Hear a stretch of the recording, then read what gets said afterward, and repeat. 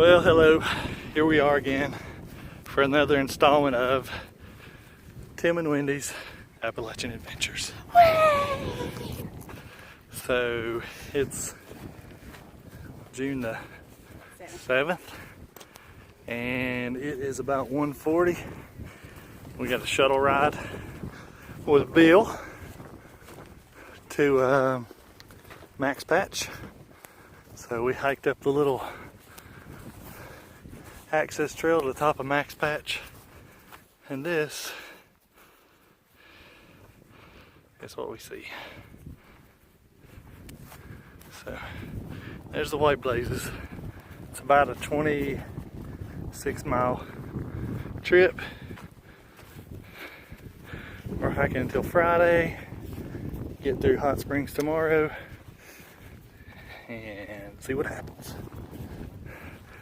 Anything to add? Some little 6-year-old ran up the hill that we were just both struggling on. I shouldn't have told them that. Oh. It makes it sound bad. Yeah. I think we're going down there. I saw people walking down there. I don't know, maybe that way. Who knows? Alright, talk to you later. So we had to stop here beside the 7th largest tree on the trail. Can't get my arms around it. Can't even get her arms around it. It's called the, what is it called?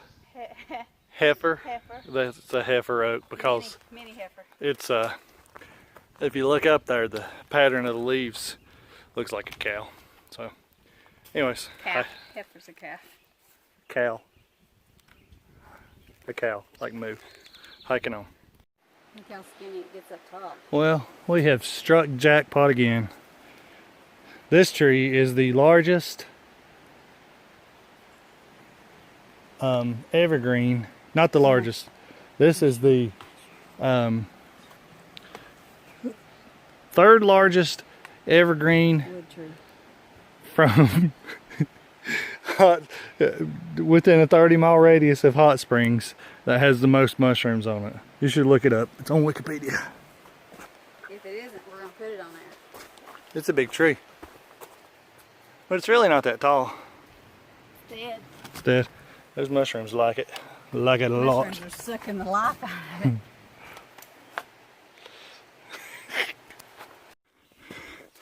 Okay, so we're about 4.5 miles in for the day. And Wendy and I are contemplating life as we so often do when we're out here on the trail. And talking about her favorite YouTuber, Early Riser. So Early Riser made a comment the other day that he's disappointed with the way the trail is designed up in the Northeast, especially because he says they just make it intentionally hard to make it hard. And he feels like there should be an alternative route, or the ATC should redesign the trail so that it's not so hard. So Wendy and I disagree with that, but we were talking and we came up with a great solution.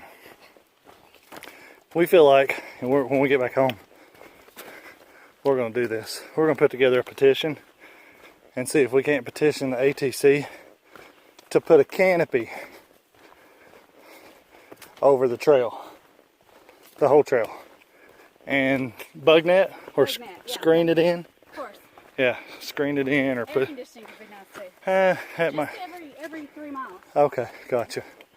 But so we were tossing that idea around, and trying to figure out how to make it feasible.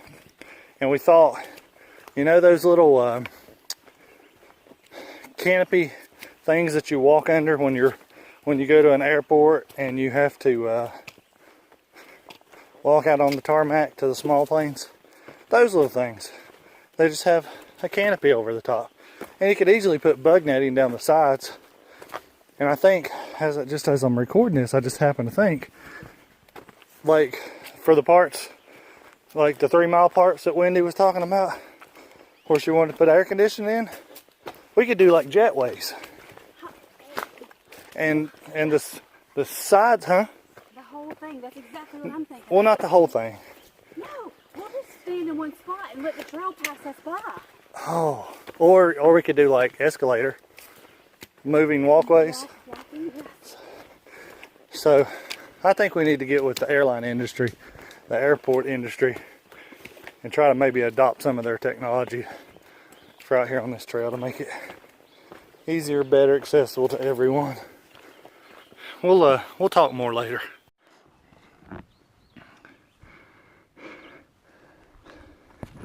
Nice little mountaintop field here.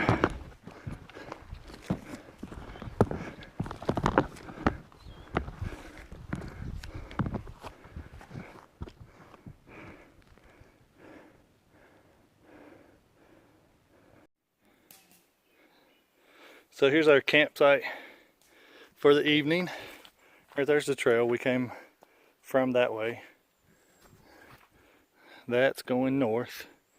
And here we are. So, nice little flat spot right there. It's like it was made for our tent. Wendy down here enjoying the fire that we built because there were so many gnats that we couldn't stand it. So, nice little fire. This is the firewood Wendy rounded up. Not really. So, pretty nice little spot. Down there's the bathroom.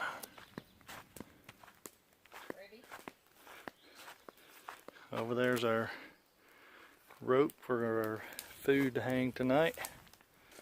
There's our food ready to be hung tonight. And there's Wendy. Join the fire. So we did 7.5 miles a day. And we're going to do about 12.5 tomorrow to get to Hot Springs. And then we're going to do probably a mile outside of Hot Springs, depending on where we find us a nice little campsite. And we're going to sleep there for the night. And then we'll have about 5 to 6 miles to go on Friday morning back to Tanyard Gap to the car. So pretty nice spot here all to ourselves.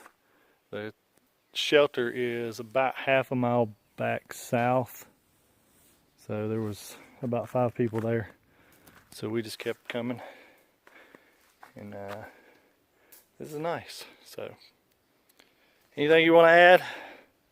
No. Really? No. Nothing? No. Dinner was delicious. Oh, what do we have for dinner? We had Mountain House beef stew, and you had chicken flavored rice and chicken chunks.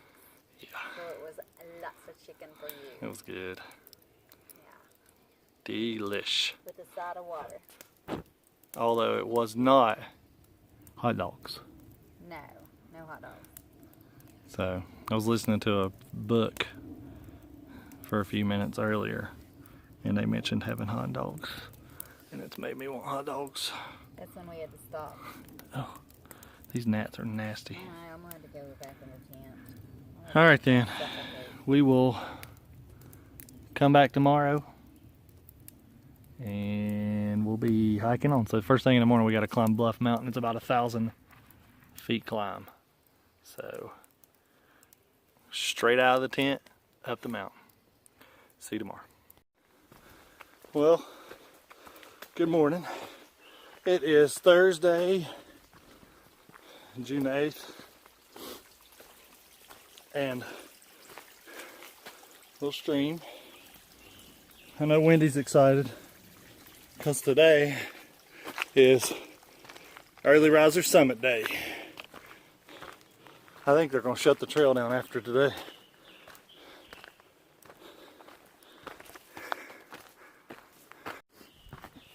So it's about 8:30 now. We started out about 10 after 8. And first thing out of the tent heading up Bluff Mountain.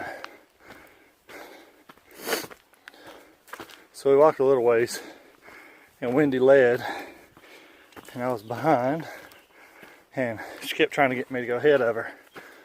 And I said, no, I'm fine. She's like, no, you like to go faster, go ahead. I was like, no, I'm fine, I'll let you know if I want to go faster. So finally, she stopped and made me go ahead. And now I found out why. Because the leader is the spider web breaker. I know she's gonna act like that's not the truth, but it's definitely the truth. I know why you wanted me to go ahead. Why? Cause the spider webs. What? Not cool. It's fine. So, anyways, we're probably a mile in. It's around 2 miles to the top of Bluff Mountain. So, we're getting it.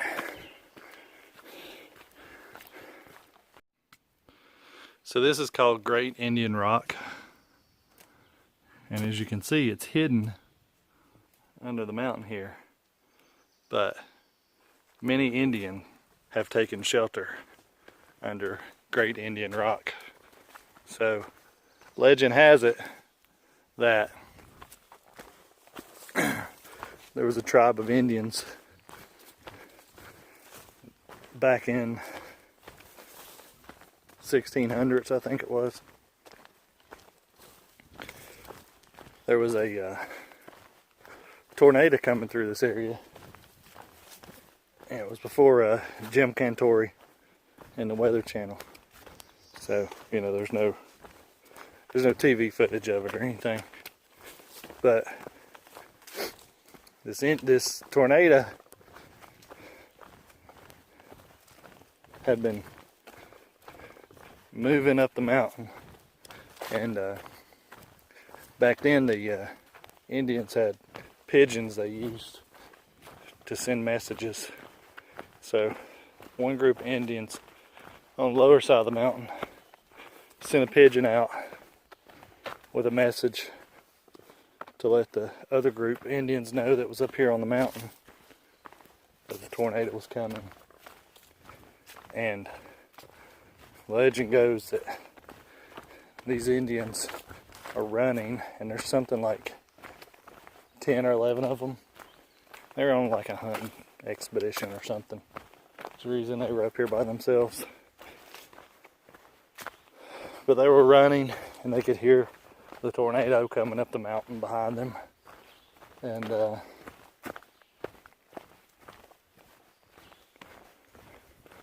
it was getting closer and closer and closer. And they had never been off of this side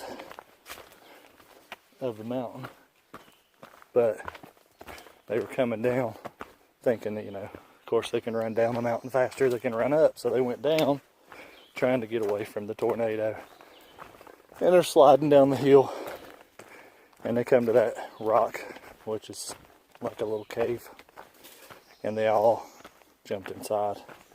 The tornado goes straight across the top of them and continues down the mountain. So didn't hurt them at all. But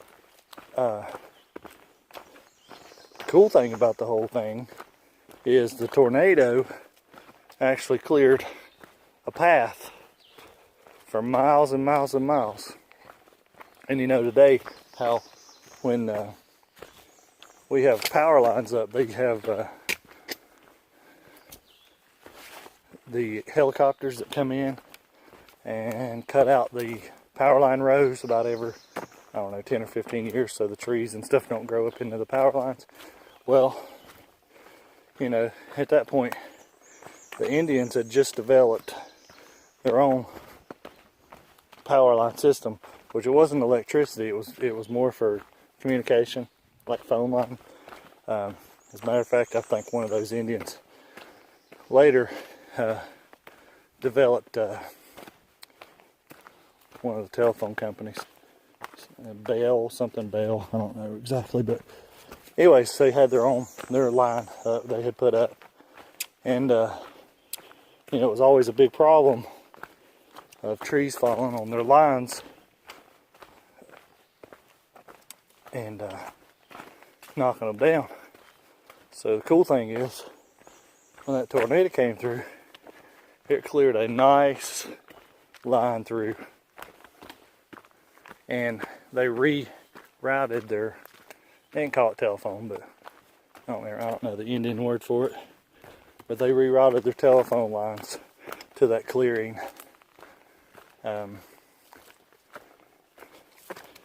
And then they could just keep the brush down easily because it had already been cleared out. So they just periodically came in and chopped down some of the brush that would start to regrow in the clearing.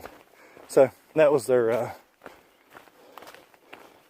the beginning of the first, I guess, official power line area like that was cleared out. So anyways, pretty cool history lesson. Hi Wendy. What would be a hike without rain? Yes, so it just started raining about 15 minutes, 10 minutes ago. Yeah. So we have found, yes, It's gonna rain for 41 more minutes. it's backwards. Yeah. So we have found us a little rhododendron tunnel, and we are sitting and waiting it out. So Waiting. that's northbound. It's going downhill, which doesn't make sense. If we're going northbound, shouldn't we be going uphill? One would think. I would Yeah. think. I would think. But that's northbound. And that would be southbound. That's where we come from. So when someone comes southbound and they come around the corner, they're gonna be like, oh, traffic jam. Yeah. Because we're in the middle of the trail. Yeah, literally sitting in the trail. Actually, what we ought to do is like lay down like we're asleep. That would be funny. We'll do it. We hear him talking. Yeah. So, haven't seen anyone all day long. Just lonely o' us. Lonely. All right. See you later. We're what? It's 11, and we're 8 miles from Hot Springs. 8 miles. So we've covered 4.5 in a little less than 3 hours. So about 3.5 hours, I guess. Stopped to take a break and eat. Fill up water. Fill up A water. different break. Wendy peed 4 times. No. No. Yeah. No. Anyways, see you later. So this is the power line, or the telephone gap that I was talking about prior on the other story. So just so you see it's real and get you a good example of it.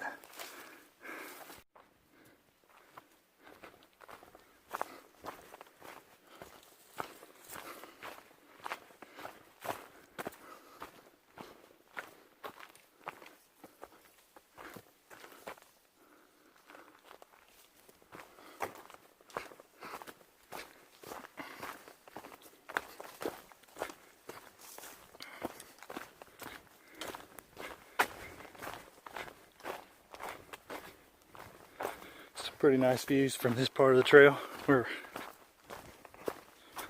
just coming up on Deer Park Shelter.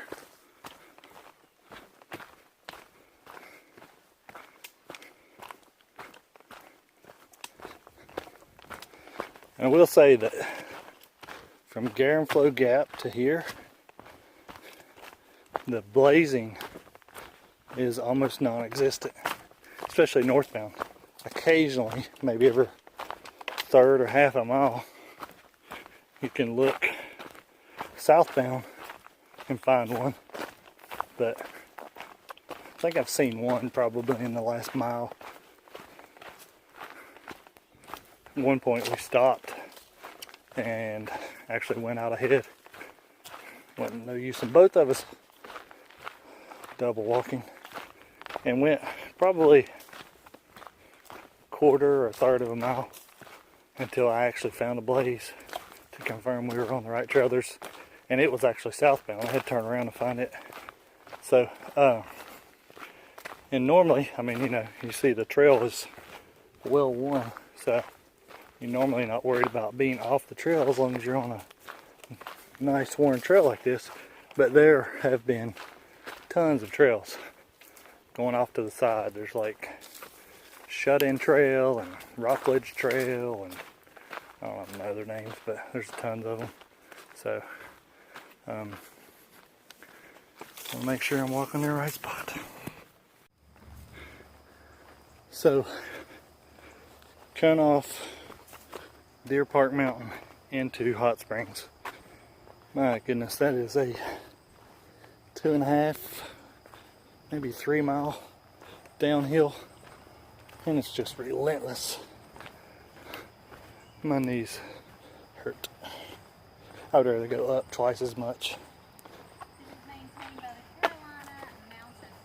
The Carolina Mountain Club needs to take lessons from the Eastman Hiking Club, because there's blowdowns everywhere. Half the crap is not blazed. And I hate to be unappreciative, but if you're going to take the responsibility of doing it, you need to do it. Right? Right. Alright, so we are walking into Hot Springs right now. And we're going to get something to eat. And we're going to hang out for a little while. And then we're going to camp.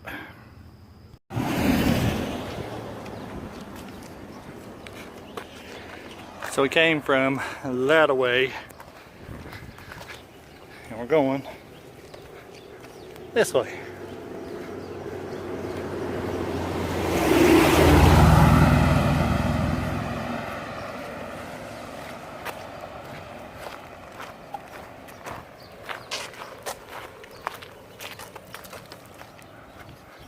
I think we're going to eat right over there. Smoky Mountain Diner.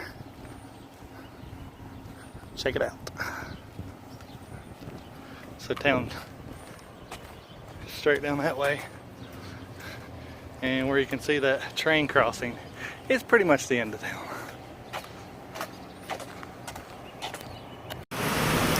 So we're at the Hot Springs Diner.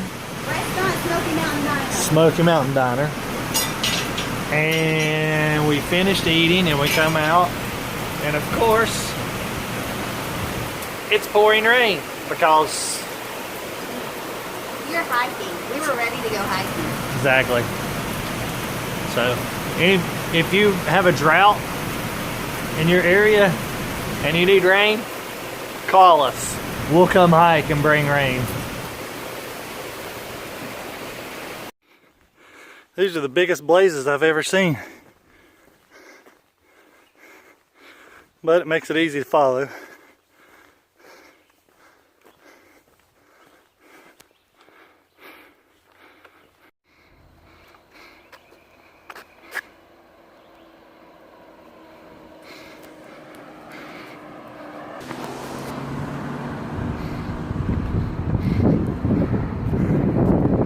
Alright, so we're back to 10-year gap now.